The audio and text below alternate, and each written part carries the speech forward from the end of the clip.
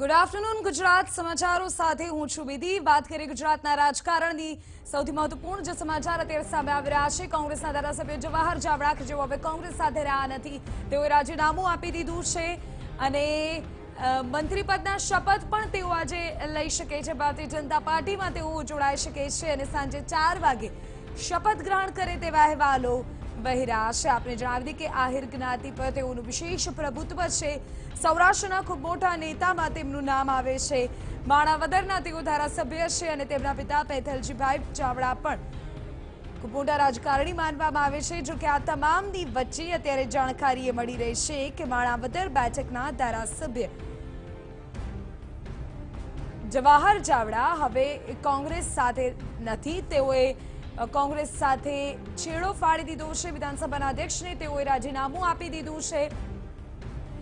જ્યાં સુધી જવાહર ચાવડાની વાત છે, કોંગ્રેસ માટે એક મોટો ઝટકો માનવામાં આવી રહ્યો છે, કારણ કે સૌરાષ્ટ્રના મોટા નેતામાં જવાહર ચાવડાના નામનો ઉલ્લેખ થાય છે। છેલ્લા 3 સપ્તાહમાં કોંગ્રેસની આ બીજી વિકેટ પડી છે અને આપને જણાવી દઈએ કે અનેક શૈક્ષણિક સંસ્થાઓ આહિર અને કોળી મતદાતાઓ પર પણ જવાહર ચાવડાનું પ્રભુત્વ રહેલું છે। ત્યારે સીધી આ વોટ બેંક અંકે કરવાનો પ્રયત્ન અત્યારે ભારતીય જનતા પાર્ટી દ્વારા કરવામાં આવ્યો હોય તેવું મનાઈ રહ્યું છે અને એ જ ભાગરૂપે તેઓને ભેટ સ્વરૂપે મંત્રીપદ પણ આજે સાંજે 4 વાગ્યા સુધીમાં આપવામાં આવી શકે।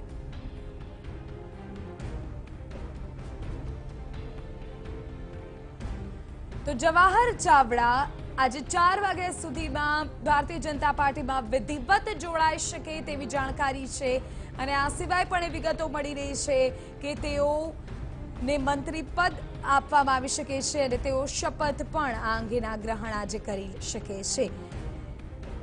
અગ્રણી આહિર નેતા છે જવાહર ચાવડા। આહિર અને કોળી મતદાતાઓ પર તેઓનું પ્રભુત્વ છે અને એક ચર્ચા અત્યારે ચાલી રહી છે કે જૂનાગઢથી તેમને ભારતીય જનતા પાર્ટી લોકસભાની ચૂંટણી લડાવી શકે છે। જો કે માણાવદરના ધારાસભ્ય જવાહર ચાવડાએ હાલ તો કોંગ્રેસ છોડીને કેસરીઓ ધારણ કરી શકે છે તેવી વિગતો છે। તેમનું રાજીનામું તેઓએ વિધાનસભા અધ્યક્ષ રાજેન્દ્ર ત્રિવેદીને સોંપી દીધું છે અને સ્વેચ્છાએ તેઓ રાજીનામું આપી રહ્યા છે તેવું જણાવ્યું છે। કોઈ કારણ હજુ સુધી સામે આવી શક્યું નથી, પરંતુ લોકસભાની ચૂંટણી છે ત્યારે જો કોઈ કારણ ન હોય તો એ ચોક્કસપણે માની શકાય કે અત્યારે ચૂંટણીની આ મોસમ અને પક્ષ પલટાની આ મોસમ સંપૂર્ણપણે પૂર્વહારમાં ખીલી છે, કારણ કે વધુ એક કોંગ્રેસના ધારાસભ્યએ રાજીનામું આપ્યું છે। આ 3 સપ્તાહમાં બીજા મોટા કોંગ્રેસના ધારાસભ્ય માનવામાં આવી રહ્યા છે, કારણ કે પહેલા આશા પટેલ અને ત્યારબાદ હવે માણાવદરના ધારાસભ્ય જવાહર ચાવડા। જવાહર ચાવડાની જ્યાં સુધી વાત છે, અનેક સમયથી તેઓ રાજકારણમાં સક્રિય છે અને તેમના પિતા પૈથલજી ચાવડા પણ કોંગ્રેસના એક વરિષ્ઠ નેતા રહી ચૂક્યા છે અને આહિર અને કોળી મતદાતાઓમાં અને ખાસ કરીને સૌરાષ્ટ્રમાં તેઓનું ખાસ પ્રભુત્વ છે અને આ જ ફાયદો અત્યારે જાણે કે ભારતીય જનતા પાર્ટી લેવા ઈચ્છે છે। કોંગ્રેસને વધુ એક ઝટકો આપ્યો છે અને જાણકારી અત્યારે એવી સામે આવી રહી છે કે જૂનાગઢ થી તેઓને લોકસભામાં પણ મેદાનમાં ઉતારી શકે પાછળ। ત્યારે આ જ મુદ્દે વધુ જાણકારી આપી રહ્યા છે મારા સંવાદદાતા યુનુસ ગાઝી। યુનુસ, જે પ્રકારે જાણકારીઓ સામે આવી રહી છે, અનેક નેતાઓ છેલ્લા કેટલાય સમયથી કોંગ્રેસ પાર્ટીથી નારાજ હોવાની ચર્ચાઓ ચાલી રહી હતી, એ તમામની વચ્ચે આજે જવાહર ચાવડાએ રાજીનામું આપી દીધું, પરંતુ જવાહર ચાવડા સૌરાષ્ટ્રના એક મોટા નેતામાં તેમનું નામ આવે છે। આહિર અને કોળી મતદાતાઓમાં પણ તેઓનો ખાસો પ્રભાવ રહેલો છે અને તેની જ ભેટ સ્વરૂપે મંત્રીપદ આજે તેઓને ઓફર કરાઈ શકે તેવી વિગત।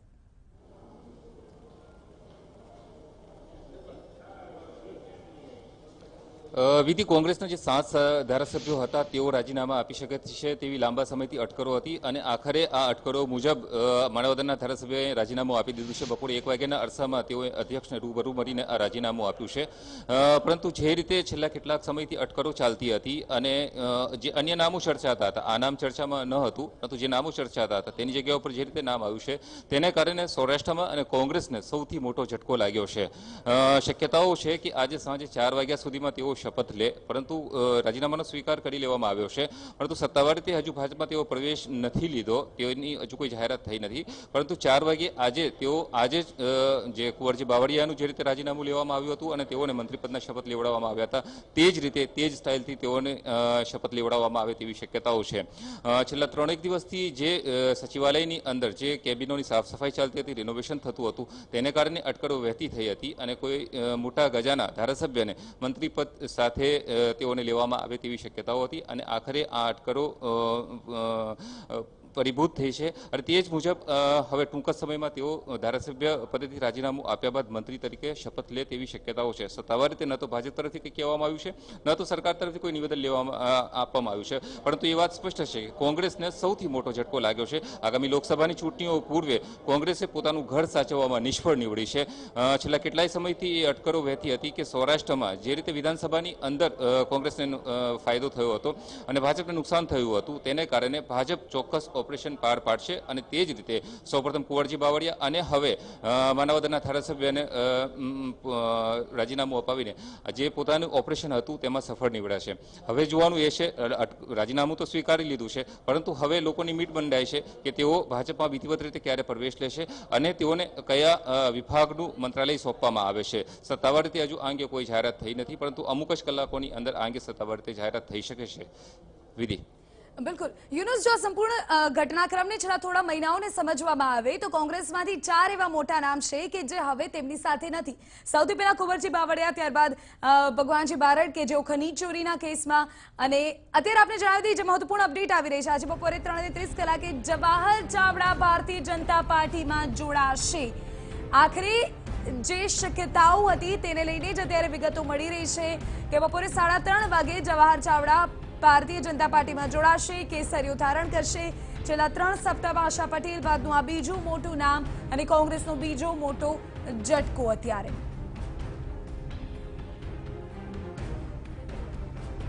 યુનુસ, જે વાત આપણે કરી રહ્યા હતા, જે જાણકારી તમે આપી રહ્યા હતા, આજે બપોરે 3:30 કલાકે ભાજપનું ખેસ ધારણ કરી લેશે, કેસરિયા કરી લેશે જવાહર ચાવડા.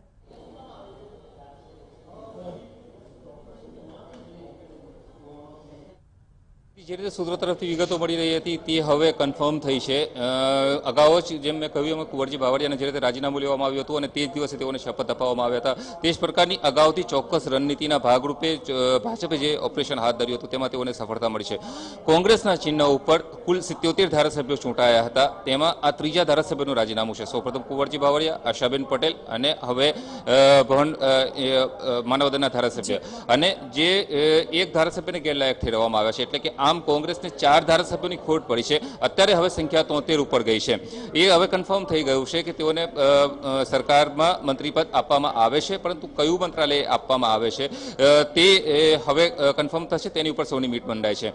બીજી એક મહત્વની વાત આપને બતાવી દઉં કે આ એક છેલ્લા ધારાસભ્યનું રાજીનામું નથી, હજુ પણ 2 ધારાસભ્યોના રાજીનામાની અટકળો ચાલી રહી છે અને તેની ઉપર પણ ભાજપની જે ચોક્કસ ટીમ છે તે કામ કરી રહી છે અને તેઓના જે કોંગ્રેસના જે ધારાસભ્યો છે તેઓને પણ ભાજપમાં પ્રવેશ આપવાના, તેઓને મનાવવાની પ્રયત્નો ચાલુ છે. બીજી તરફ જે કોંગ્રેસના દિગ્ગજ નેતાઓ છે તે પણ આ નેતાઓને સાચવી લેવાની કવાયત કરી રહ્યા છે. છેલ્લા કેટલાક દિવસથી જે ભાજપનું ચોક્કસ ઓપરેશન હાથ ધરી રહ્યું હતું તેના ભાગરૂપે એક ધારાસભ્ય તો કોંગ્રેસના જે તોડવામાં ભાજપ સફળ રહ્યું છે, પરંતુ હવે કેટલા ધારાસભ્યો હજુ પણ ભાજપ તોડી શકે છે અને કોંગ્રેસ કેટલા સાચવી શકે છે તે જોવાનું રહેશે. બિલકુલ, એટલે કે મિશન 26ના ભાગરૂપે જ આ સંપૂર્ણ કાર્યવાહી હોઈ શકે. આભાર યુનુસ આ તમામ જાણકારી બદલ.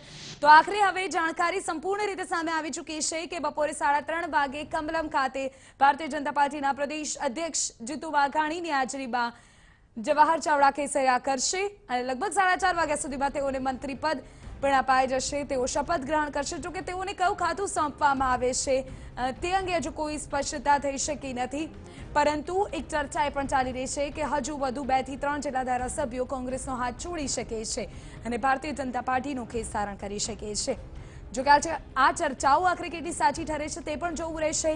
પણ આ તમામની વચ્ચે જવાહર ચાવડાને લઈને આખરે એ જાણકારી હવે કન્ફર્મ થઈ ગઈ છે અને કોંગ્રેસની વધુ આ એક વિકેટ, સૌરાષ્ટ્રનું એક મોટું નામ અને આહિર અને કોળી મતદાતાઓ પર તેઓનું પ્રભુત્વ.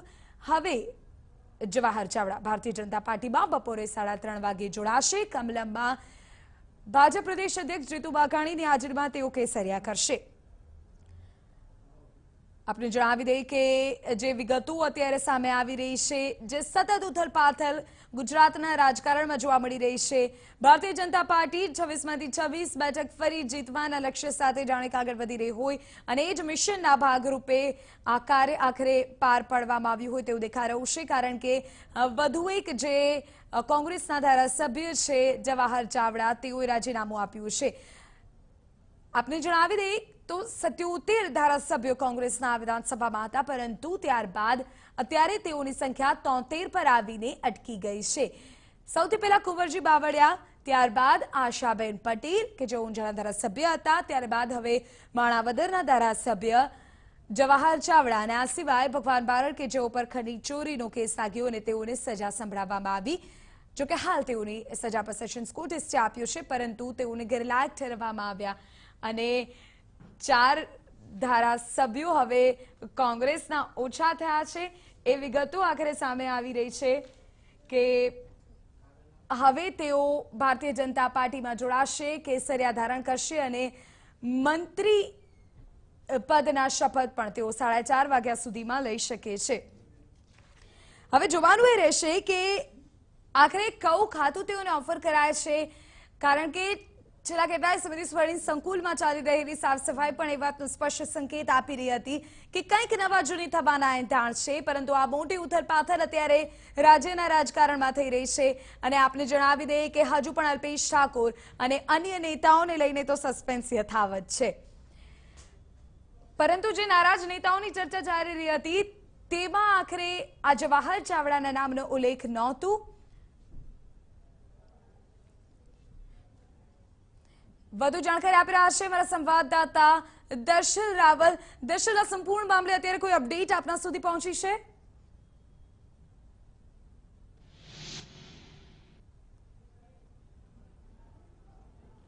વિધિ, જે પ્રકારે આખો જે માહોલ જે ચાલી રહ્યો છે, અલ્પેશ ઠાકોરની વાત હોય, ભરત ઠાકોરની વાત હોય, જે લોકોને જે રાજીનામા આપવાની વાત છે, એટલે કે કોંગ્રેસ છોડવાની વાત, જે ચર્ચાનો દોર ચાલી રહ્યો છે, આ જ અટકળો વચ્ચે અત્યારે જે રીતે માહિતી મળી રહી છે તે પ્રમાણે જે જવાહર ચાવડા જે છે ધારાસભ્ય, તેમણે જે છે હવે કોંગ્રેસમાંથી એક રાજીનામું આપ્યું છે, તેઓ ભાજપમાં જે છે તે જોડાવા જઈ રહ્યા છે ને ખાસ કરીને અત્યારે તેઓએ રાજીનામું આપી દીધું છે અને સાથે સાથે કહી શકાય છે કે તેઓ હમણાં 3.5 અરસામાં જે છે કમલમ ખાતે પહોંચશે અને ત્યાં તેઓ ભાજપ સાથે જોડાશે, ભાજપનો ખેસ પહેરશે તેવી વાત જે છે અત્યારે હાલમાં મળી રહી છે।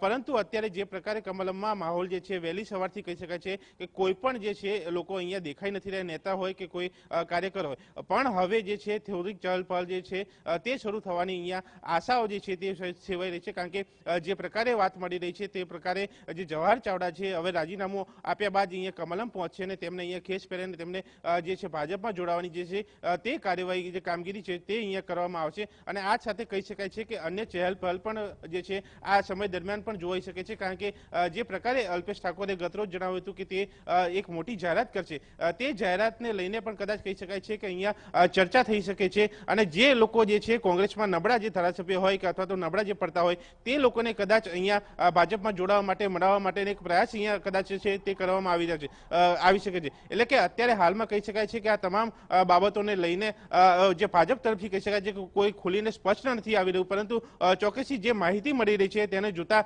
જે જવાહર ચાવડા જે છે તે 3.5 થી 4 અરસામાં અહીંયા પહોંચશે તેવી વાત જે છે અત્યારે મળી રહી છે। વિધિ, દર્શન, એક સવાલ એ છે કે ચર્ચા અત્યારે ચાલી રહી છે કે 4:30 વાગે તેઓ મંત્રીપદના પણ શપથ લેશે, શું કયું ખાતું તેઓને સોંપવામાં આવશે તેને લઈને કોઈ સ્પષ્ટતા ભારતીય જનતા પાર્ટી તરફથી કોઈ આધિકારિક નિવેદન અત્યાર સુધી આ મામલે આવ્યું છે ખરું?